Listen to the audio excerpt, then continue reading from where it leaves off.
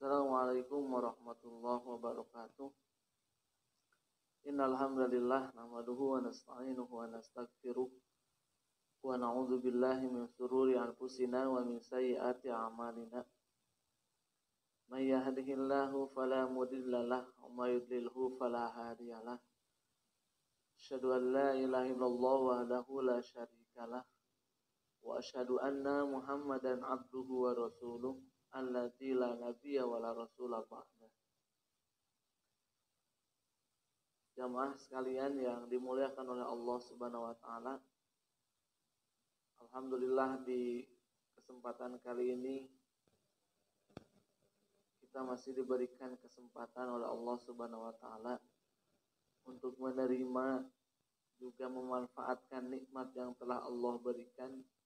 Mudah-mudahan kita bisa mempertanggungjawabkan nikmat yang kita miliki saat ini di hadapan Allah Subhanahu wa taala, tentu ditukar dengan surganya Allah Subhanahu wa taala. Setelah kemarin kita membahas tentang dosa ketiga, yakni mempelajari sihir, yang dimana sihir ini diajarkan oleh syaitan, tentu dalam rangka menjauhkan hamba dari jalannya Allah Subhanahu wa taala. Di kesempatan kali ini kita akan membahas dosa yang keempat, dosa yang besar, dosa yang dikelompokkan oleh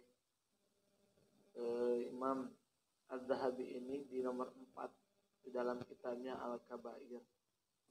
Beliau menyebutkan ayat yang pertama, yakni surat Maryam ayat 59.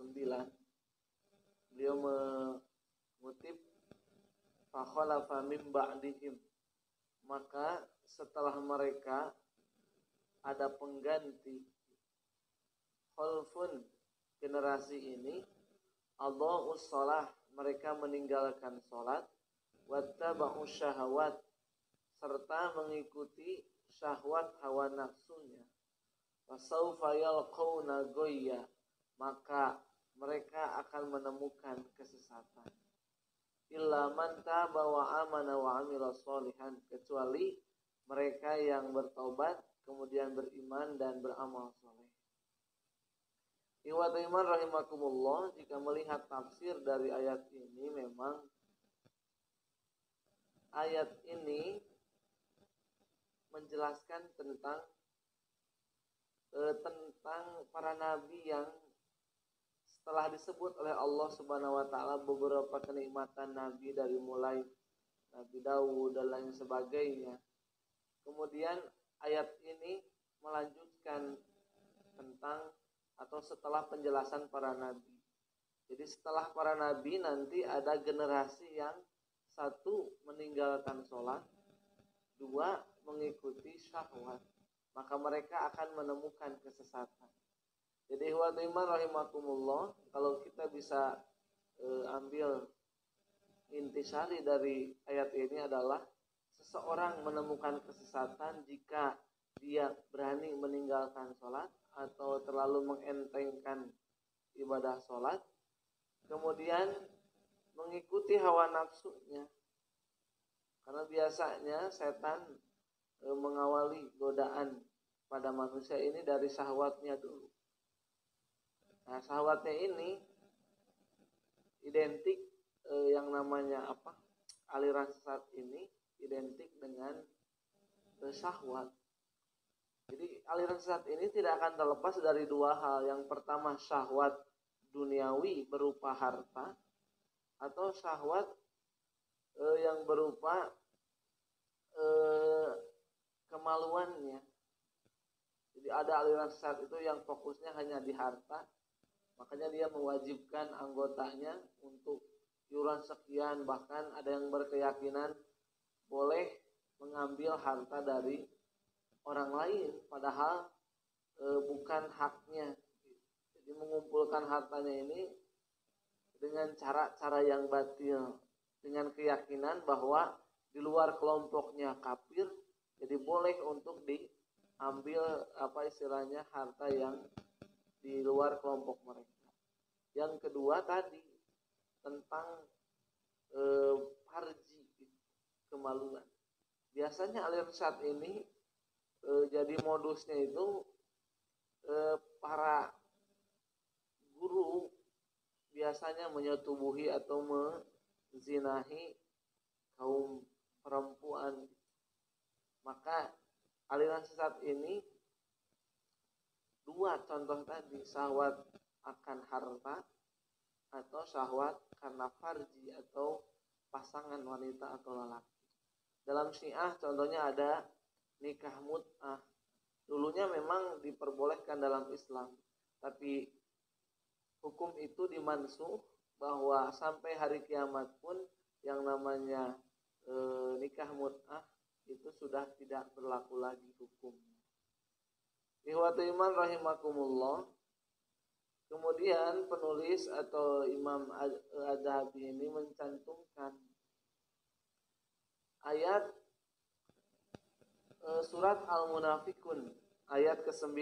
Beliau mengutip, ya ayyuhalladzina amanu la tulhikum amwalukum wa auladukum an dzikrillah.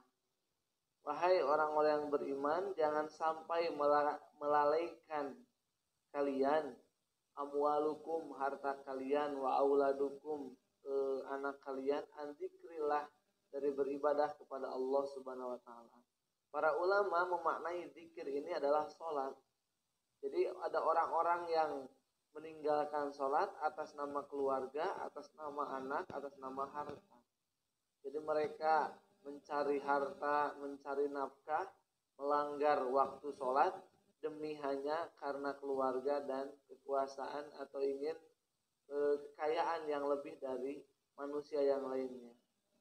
Siapa saja yang meninggalkan sholat karena ingin kaya, karena ingin membahagiakan keluarga, wa may yaf'al dzalika, maka barang siapa yang melakukan hal itu, meninggalkan sholat, fa ulaika humul khasirun, maka dia termasuk orang-orang yang rugi. Rugi di dunia, sudah tentu rugi di akhirat. Ikhwatul iman rahimakumullah.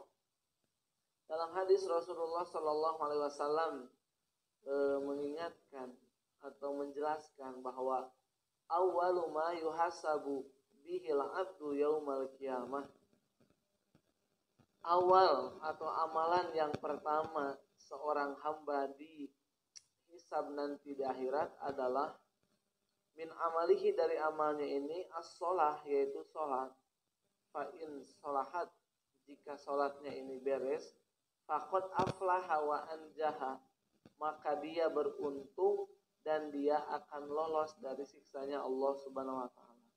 Wa inna qasad, maka jika kurang ataupun tidak beres salatnya ini, faqad khasab wa khasab, maka dia akan rugi, dia akan celaka nanti di hadapan Allah Subhanahu wa taala. Ikhwatul iman rahimakumullah, meninggalkan salat ini tentu menjadi dosa yang sangat besar. Jangankan sholat ditinggalkan. Dalam surat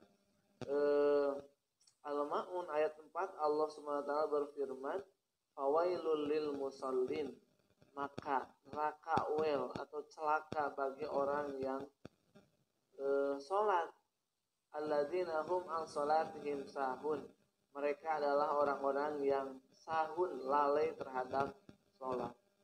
Ikhwatul iman rahimakumullah, lalai dalam sholat ini memang banyak dimaknai para ulama. Di antaranya Ibnu Abbas menjelaskan bahwa yang dimaksud meninggalkan atau istilahnya melalaikan sholat ini adalah al-ghafilun an waqtiha, yaitu orang-orang yang lalai terhadap waktunya. Jadi kalau afdalnya sholat itu fi awali waqtiha, maka orang-orang yang sahun ini sering melalaikan sholatnya, entah karena malas, entah karena hal apapun yang tentu atau yang pasti tidak ada udzur dalam dirinya. Jadi ikhwatul iman rahimakumullah, orang yang meninggalkan sholat tentu berdosa. Jangankan meninggalkan sholat, mengakhirkan waktu sholat tanpa memperhatikan waktu afdolnya, yaitu sholat di awal waktu, dia akan menerima atau memiliki balasan dari Allah Subhanahu wa taala syaddatul adab atau syadidul iqam, siksaan yang sangat pedih. Ikhwatul iman rahimakumullah, salat ini juga menjadi ibadah pembeda di antara kita dengan orang kafir. Al-ahdu bainana wa bainal kafir tarkus shalah. Perbedaan antara kita dengan orang kafir adalah meninggalkan salat. Ikhwatul iman rahimakumullah, dalam surat Al-Muddatsir juga 42-43 disebutkan masalakakum fi saqar. Apa yang menyebabkan dirimu berada dalam neraka sakor? Qalu lam naku minal musallin. Mereka menjawab, dulu kami tidak meninggalkan, tidak mengamalkan atau tidak mengerjakan ibadah sholat. Ikhwatul iman rahimakumullah, berarti gambarannya atau ukurannya, yang lalai saja masih diancam oleh Allah Subhanahu wa taala berupa siksaan yang sangat pedih, apalagi orang-orang yang meninggalkan dengan sengaja tanpa uzur, meninggalkan ibadah sholat. Dalam hadis disebutkan saking pentingnya sholat tidak boleh ditinggalkan, sampai bertahap gitu dalam melaksanakan ibadah sholat. Barang siapa yang tidak bisa melaksanakan sholat sambil berdiri, faqaidan, maka dia harus duduk. Fa'ilam yastati, kalau tidak bisa duduk maka dia berbaring, dan seterusnya. Ini menunjukkan bahwa saking tidak boleh ditinggalkannya sholat, saking pembedanya mukmin dengan kafir adalah meninggalkan sholat. Na'udzubillahi min dzalik. Mudah-mudahan kita dipermudah oleh Allah Subhanahu wa taala untuk selalu menegakkan atau mengerjakan ibadah sholat, dan dijauhkan oleh Allah Subhanahu wa taala dari godaan untuk meninggalkan ibadah yang sangat penting, yang sangat krusial, ibadah yang istilahnya hubungan kita, obrolan kita dengan Allah Subhanahu wa taala. Itu saja mungkin bisa disampaikan, mudah-mudahan ada guna dan manfaatnya. Dosa keempat di dalam kitab Al-Kabair karya Az-Zahabi. Mudah-mudahan kita bertemu di pertemuan yang selanjutnya membahas dosa yang kelima. Aqulu qouli hadza wa astaghfirullah li wa lakum. Rabbana hab lana min azwajina wa dzurriyyatina qurrata a'yun waj'alna lil muttaqina imama. Rabbighfirli wa liwalidayya wa lil mu'minina yauma yaqumul hisab. Rabbana atina fid dunya hasanah wa fil akhirati hasanah wa qina adzabannar. Assalamualaikum warahmatullahi